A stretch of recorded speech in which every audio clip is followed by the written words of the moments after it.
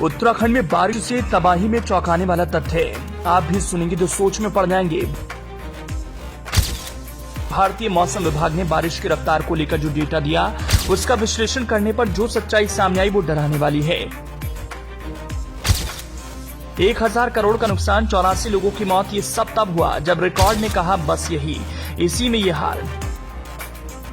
इस साल के मानसून ने उत्तराखंड का हाल कुछ ऐसा कर दिया था। बारिश ने ऐसा कोहराम मचाया कि गाढ़ी कमाई से मकान टूट गए, सड़कें टूटी, हर तरफ तबाही के मंजर दिखे। जहां जिधर भी आंखें दौड़ाई गईं, वहीं से बात सामने आई। इस बार की बारिश तो तबाही वाली है, अपने साथ आपदा लेकर आई है, किसी को बख्शने के मूड में नहीं दिख रही। जहां देखो वहां तबाही का मंजर है, बाढ़ ही बाढ़ है, हर तरफ पानी ही पानी है।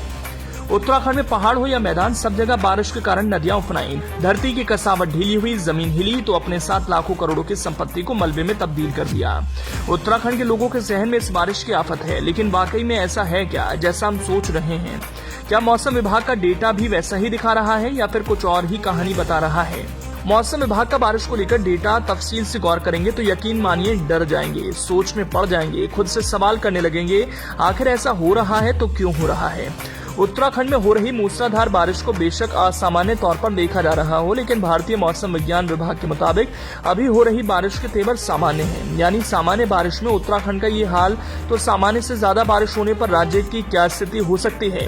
भारतीय मौसम विज्ञान विभाग यानी IMD ने 1 जून से 23 अगस्त के मध्य जितनी बारिश रिकॉर्ड की गई, वो अभी तक तो सामान्य ही है। चिंता की बात है कि सामान्य बारिश में भी उत्तराखंड को 1000 करोड़ की परिसंपत्तियों को नुकसान हो चुका है। अलग अलग प्राकृतिक आपदाओं से अब तक 84 लोग मारे जा चुके हैं। नदियां उफान पर हैं, 253 मोटर मार्ग बाधित हैं और 91 पुलों को भारी क्षति पहुंची है। मौसम विभाग ने उत्तराखंड को लेकर जो डेटा दिया, उसके मुताबिक मानसून सीजन के दौरान अभी तक सामान्य तौर पर होने वाली 904.20 मिलीमीटर बारिश के सापेक्ष 1019 मिलीमीटर बारिश रिकॉर्ड की गई। इस हिसाब से 1 जून से 23 अगस्त तक 13% अधिक बारिश हुई, जो कि सामान्य से 19% अधिक बारिश को सामान्य की श्रेणी में लिया जाता है, इसलिए इसे सामान्य बारिश ही माना जाएगा। जिलेवार देखें तो इस मानसून सीजन में बारिश ने सबसे ज्यादा कहर देहरादून, हरिद्वार, बागेश्वर और चमोली जिलों में बरपाया। बागेश्वर में तो इस बार सामान्य से 178% अधिक यानी अत्यधिक बारिश हो चुकी है। हरिद्वार में सामान्य से 83% अधिक बारिश हो चुकी है। जिले में जलभराव और बाढ़ के कारण सबसे गंभीर स्थिति है। चमोली में 67% तो देहरादून में 58% बारिश सामान्य से अधिक हो चुकी है। इन जिलों में तेज बारिश हुई, इसलिए कहर भी बरपा।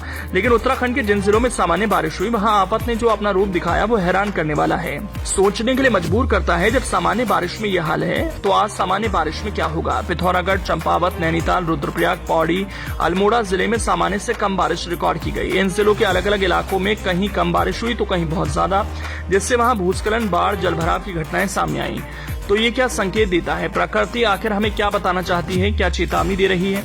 इसको समझना जरूरी है। आधुनिकीकरण के नाम पर जिस तरह से देवभूमि के पहाड़ों से लेकर मैदानी इलाकों में पेड़ पौधों को काटा गया, उनकी सड़कें बिछाई जा रही हैं, पहाड़ के नियम कायदों को आधुनिकता के नाम पर तहस नहस किया जा रहा है। जो प्राकृतिक माहौल के प्रशंसक हैं, उनका यही कहना है, ये सब उसी का परिणाम है। उसी की वजह से नदियां उफनाई हैं, उसी के कारण नदियों ने अपने रास्ते को मोड़ा है और रिहायशी इलाकों की ओर रुख किया है। उसका क्या परिणाम है? भूमि धंसाव हो रहा है, उसी के कारण जिंदगियां बर्बाद हो रही हैं। अब आने वाले बड़े संकट से बचना है तो हमें प्रकृति से संतुलन बनाना ही पड़ेगा। प्रकृति को इग्नोर करने की आदत को बदलना होगा, तभी देवभूमि का अस्तित्व रहेगा।